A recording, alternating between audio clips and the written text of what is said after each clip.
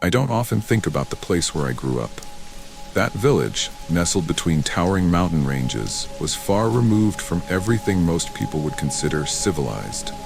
There was nothing but ramshackle wooden houses, a few barren vegetable gardens, and a rocky dirt path leading up to the hill where we lived. But whether I want to or not, memories of that village return, like a dull knife scraping against my mind every time I try to forget. The last time I visited the village was when I was 18, before I left to seek a better life. By then, the village was already starting to change. The children I used to play with had grown up, and many had left, just like me, to find work in cities we'd only ever heard about on the radio. But the elders stayed behind. They said the mountains were home, and no matter how hard life became, they would never leave. It all began that winter. The cold was biting, and the mountains were shrouded in a thick blanket of fog. I received a letter from my mother, scrawled with shaky handwriting, telling me that a child from the village, Sarah, had disappeared. Sarah was a petite little girl who often played with the chickens in her grandmother's yard. No one knew exactly what had happened, only that her mother had called for her that morning, but she was nowhere to be found. The villagers scoured every corner of the village, searching the forest and combing the streams, but there was no trace of her. After several days, people began to give up. They told each other that she had probably been taken by wild animals, or worse, had fallen into one of the deep ravines. But I knew, deep down, that everyone was thinking about a possibility no one dared to speak aloud, that Sarah had been taken by someone. After Sarah's disappearance, a heavy silence descended upon the village. Mrs. Grace, one of the oldest residents, was found dead beneath the ancient tree at the village entrance. Her eyes were wide open, her face frozen in an expression both fearful and regretful.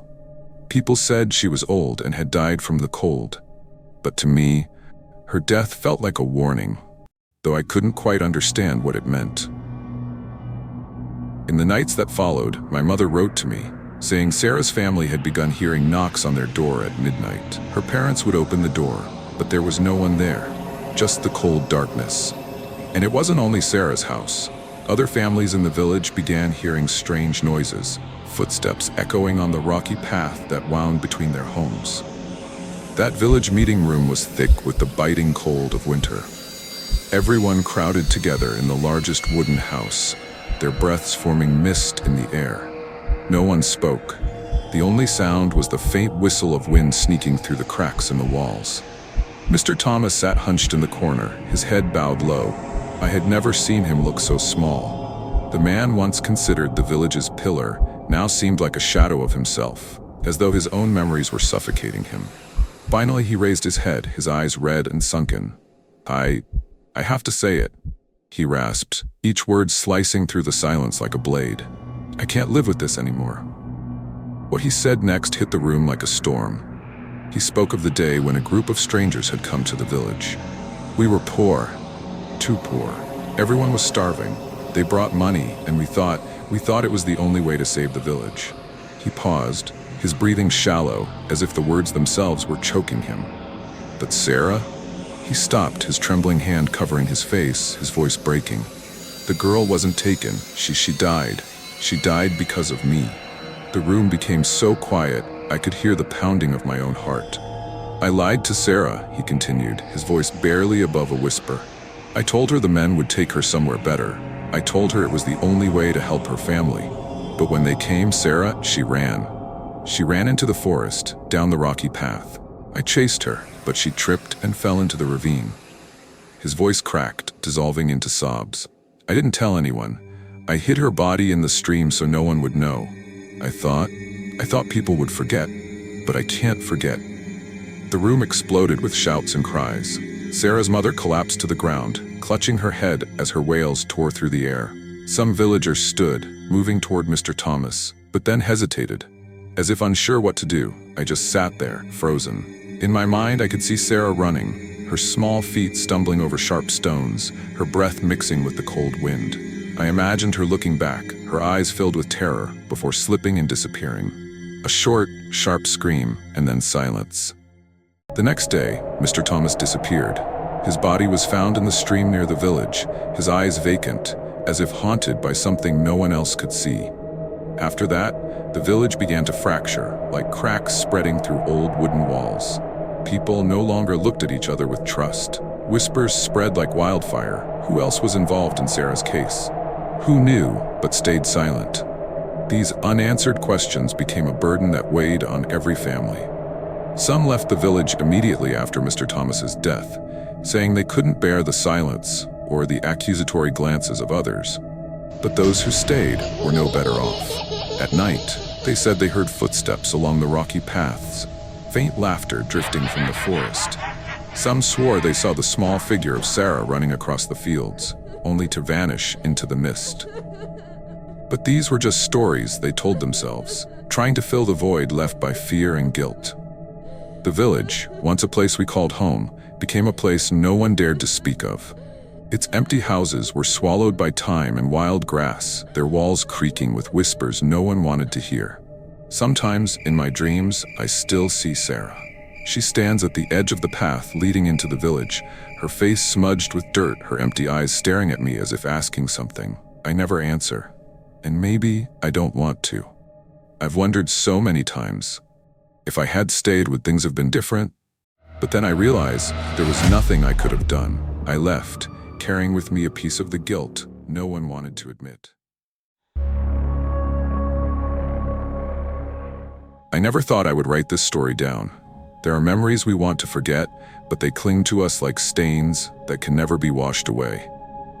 Whispering Hollow is such a place. We moved to that little village in the spring of 1982. Tom, my husband, said it would be a fresh start. The city was too suffocating, and this village, with its cobblestone streets and sprawling fields, seemed like the perfect place to raise Lucy, our little daughter. The house we bought was on the hill, near an old memorial stone. It was simple but full of potential. At least, that's what Tom thought. But from the very beginning, I felt something was off. The way the villagers looked at us when we arrived, it wasn't the usual curiosity of seeing newcomers, but something deeper, harder to describe. They would look at us, then glance toward the hill, and quietly walk away without saying a word.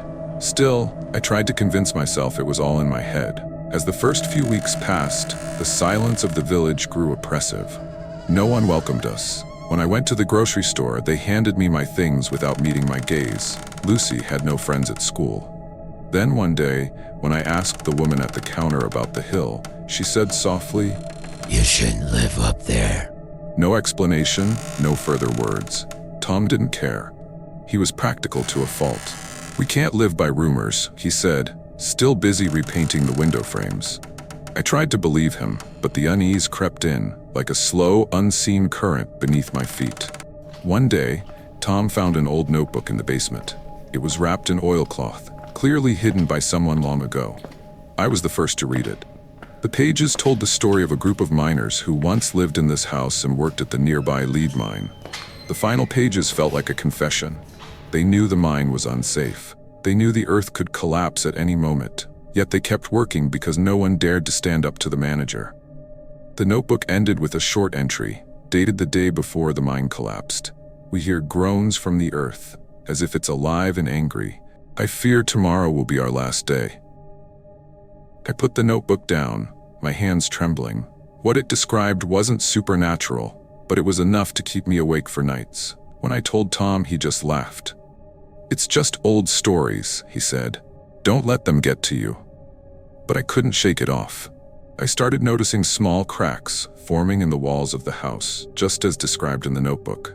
On quiet nights, I heard faint sounds, not loud noises but soft creaks, like wood bending under pressure. I even felt the ground beneath my feet vibrate ever so slightly, but enough to unsettle me. Everything changed after the heavy rain. For 3 days it poured relentlessly, and on the 4th morning I woke to Lucy's terrified scream. My heart stopped. I rushed out of the house and saw it. The memorial stone on the hill had collapsed. The earth had crumbled, exposing an entrance that had been buried for decades. The ground was muddy and foul-smelling, as if the very earth was rotting. Lucy had already run up the hill before I could stop her. I screamed, my voice breaking in the misty air. "Lucy, stop! Come back!" But she didn't listen. She stopped in front of the entrance, her eyes wide. I saw her little hands trembling as she pointed to something in the dirt. As I got closer, the world seemed to stop. What lay before us were the remains of people. Fragments of white bones jutting out from the ground, as if they were trying to escape their grave. A hand was still clenched, fingers gripping the stone, that as though they had desperately tried to claw their way out. A battered helmet lay in the mud, with a name faintly etched into its surface. Lucy whispered, her voice barely audible, "Mom, what is this?" I couldn't answer. My throat tightened and words failed me. Villagers began to gather, emerging slowly like shadows from the early morning fog. No one spoke. They formed a silent circle around us, their eyes cast down. An old man, hunched over, finally broke the silence. His voice quivered, each word a struggle. We always knew they were there, but no one dared to do anything. I stood frozen, my legs weak. Their faces, their downcast eyes spoke of things they couldn't say aloud. They had lived with this secret, accepted it, and protected it with their silence.